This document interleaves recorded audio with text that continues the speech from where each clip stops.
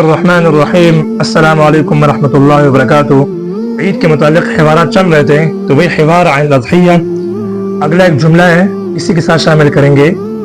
لماذا، کیوں نہیں، لا تساہمون، آپ لوگ حصہ نہیں ڈالتے، بحصۃ فی بقرۃ، یعنی گائے میں حصہ، لا تساہمون، کیوں حصہ نہیں لیتے، بحصۃ فی بقرہ، گائے کے حصے میں، یعنی گائے کے جو قربانی ہوتی ہے ان کے 7 حصوں میں سے کوئی حصہ لے لیتے۔ تو جواب میں یرید والدی، یرید والدی، میرے والد صاحب چاہتے ہیں، ان یستقل باضحیۃ، ان یستقل باضحیۃ، کہ وہ اپنے لیے ایک مستقل یعنی اپنی ذاتی قربانی کرے۔